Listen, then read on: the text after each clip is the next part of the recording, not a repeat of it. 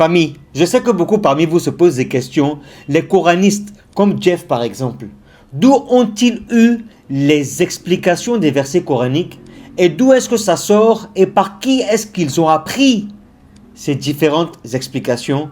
Je vous laisse écouter dans un de mes directs un cheikh qui était monté nous expliquer d'où est-ce qu'ils ont pris ces explications et comment est-ce qu'ils ont commencé. Écoutez. Le frère qui vient de parler, c'est Lavar, il avait parlé de prescription. Avec, en soulevant une polémique que les coronistes mettent souvent en avant. En principe, ici, Jeff ne fait que faire le perroquet des émissions d'un savant qui s'appelle Mohamed Chahrour. Mohamed Chahrour, il est décédé il y a 2 ou 3 ans, c'est un Syrien. En réalité, c'est lui qui est le vrai relanceur du mouvement coraniste dans notre époque contemporaine. Il s'appelle Mohamed Chahrour. Et c'est lui qui, dans ses livres, il a écrit 4 livres, il n'a pas écrit beaucoup, mais dans ses livres et dans ses vidéos YouTube, il a dit qu'il y a différence dans le Saint-Coran entre Farida et Kitab. Quand Allah dit Kataballahu ou Kutiba alaykum siyam, il dit que Kataba, c'est prescrire. Et Farada, c'est rendre obligatoire. C'est lui qui a été le premier. Donc, qu'est-ce qu'il a dit? Il a dit, comme Allah dit, Inna salata kanat ala al-mu'minina kitaban, la prière est une kitab. Laysa farida, il dit que la prière n'est pas obligatoire. Il dit c'est kitab. Quand Allah dit kutiba alaykum siyam, que le jeûne n'est pas obligatoire, c'est une prescription. Donc, si Jeff est en train de faire le perroquet, il mélange les sujets aujourd'hui, ça ne vient pas de lui. Il est en train d'écouter Chahrour dans les vidéos YouTube et puis il vient faire semblant que c'est lui qui est en train de faire des réflexions. Mais celui qui ne connaît pas là où il puise, sinon il ne fait que faire de copier-coller. Mohamed Chahrour va écrire ça sur YouTube aujourd'hui. C'est lui actuellement, c'est-à-dire il a fait un bouleversement mondial. Il a été invité, il a fait sa vie en Russie. Après, quand il a commencé son mouvement-là, les Occidentaux l'ont récupéré, ils l'ont financé. Il était invité à Paris, à la Sorbonne, à Londres. Il n'y a pas une université internationale où il n'a pas été invité, ce monsieur-là, pour aller propager ce mouvement coraniste. Et il est revenu en Syrie et il a fondé une grande école. Il a fait débat avec tous les grands musulmans de Azhar, tout ça, il les a tous terrassés parce que il t'a dit, il était plus en avance que par rapport au débat. C'était des wahhabites, mais il n'a pas rencontré un chiite, malheureusement. Sinon, le chiite l'aurait mis à sa place.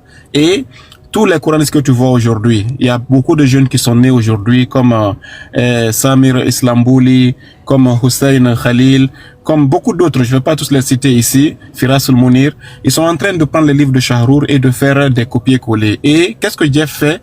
Il va tirer ces livres-là et puis il fait des vidéos de 2 minutes. Donc revenons sur le mot prescription. Qu'est-ce qu'ils disent? Ils disent que chaque fois que Dieu dit Farada, ça c'est comme le Hajj. Faridatu min Allah, c'est une obligation, là on ne peut pas déroger. Mais tout ce qui est kitab, ils disent il y a une alternative. C'est ce que Chahrour a dit. Pourquoi il dit ça? Il dit si Dieu dit kutiba alaykum siyam, quand Dieu dit que je vous ai prescrit le jeûne, il dit le jeûne n'est pas une obligation. C'est Chahrour qui le dit. Hein. Il dit si toi tu as l'argent et que le mois de Ramadan arrive, tu peux faire al-fidya. Il donne le verset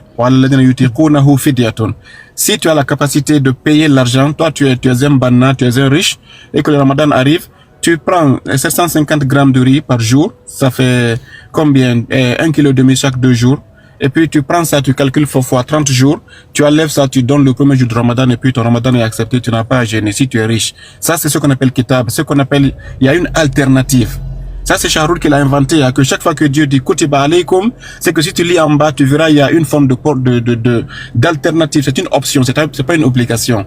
Il dit par exemple ici, al-jihad kitabun, que le djihad c'est une prescription, que l'alternative c'est quoi? S'ils disent qu'ils veulent la paix, laisse le djihad. Donc Chahrour, je ne vais pas rentrer dans tout ce qu'il a dit, c'est comme par exemple ici la prière.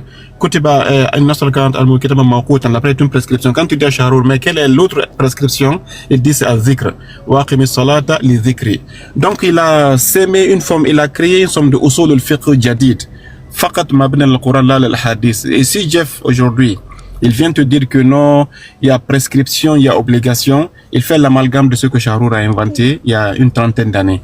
Donc ici, chaque fois que tu verras le Saint-Coran, Kutiba alaykum ou kitaban mafroudan, etc., mawqutan, c'est que, selon la vision de Chahrour, ce n'est pas une obligation, mais c'est une prescription avec un choix d'avoir une autre alternative de ne pas faire la première prescription. Voilà un peu la philosophie des Coranistes. Si tu comprends pas ça, même si vous parlez 1000 ans, tu ne vas pas les comprendre. Voilà pourquoi je commence par ici. C'est pour vous outiller. Quand vous les entendez dire Farida, c'est obligation. Quand vous les entendez dire Kitab, c'est prescription. Et Farida, c'est kun fayakun. Il n'y a pas de plan B. C'est juste la Farida, tu fais ce qu'Allah a dit. C'est comme par exemple dans l'héritage là, quand Allah dit par exemple les zakari misl hadil unsayayn, et puis il dit wa in kanat faqasnatan, à la fin il dit faridatu min Allah. Ça c'est une obligation d'Allah, on ne change pas l'héritage. Mais quand Allah dit kitabun mawqutan aw kutiba alaykum, c'est qu'il y a un plan A, il y a un plan B. Si tu veux tu jeûnes, si tu veux tu donnes l'argent, si tu veux tu fais le djihad, si tu veux voilà tu choisis la paix. Donc voilà, d'abord ça c'était la phase introductive par rapport à ce que le frère avait posé la question sur la prescription. Donc prescription ici, ce n'est pas, n'allez pas dans le sens de Robert pour voir qu'est-ce qu'il veut dire. C'est pas de ça il parle. Il parle de la définition istilahi que Shahrour a inventée il y a une trentaine d'années. Ahsan, Maulana, vous avez entendu. En fait, cette personne-là a été utilisée par les Occidentaux là pour venir nous nyarami ici. Et donc ces personnes qui sont fainéantes là, qui ne veulent pas suivre les hadiths du prophète Muhammad sallallahu alayhi wa sallam, qui eux, Ahlul Bayt salamullahi alayhim ajma'in, ont fait tout ce qu'il faut pour nous expliquer chaque verset coranique, pour qu'on suive la sunna du prophète Muhammad sallallahu alayhi wa sallam, et nous avons ces personnes-là qui viennent pour tout gâcher. Et vous allez voir d'autres malheureusement qui les suivent parce qu'ils sont fainéants. Ils n'aiment pas prier, ils aiment se nier, ils aiment foutre n'importe quoi. C'est ces personnes-là qui vont les suivre, hein. Mais les personnes qui sont douées d'intelligence, Allahu Akbar, quand Allah subhanahu wa ta'ala dit que l'islam c'est pour les gens intelligents, là c'est pas faux. Wallahi c'est pas faux. Tu vas aller suivre quelqu'un qui te donne des explications même bidons, et d'autres vont aller croire pour suivre. Famille, méfiez-vous de ce que vous entendez avec les coranistes. Méfiez-vous. C'est de ça qu'il s'agit. Notre travail est réveiller les gens. Maintenant, si tu veux rester en train de dormir, mon ami, il faut rester de dormir. Maintenant, toi qui veux te réveiller là, toi qui cherches la vérité là, ne t'arrête jamais de chercher la vérité pour comprendre qui suivre et puis qui ne pas suivre. C'est de ça qu'il s'agit. Assalamu alaikum wa rahmatullahi wa barakatuh. Fi amanillah.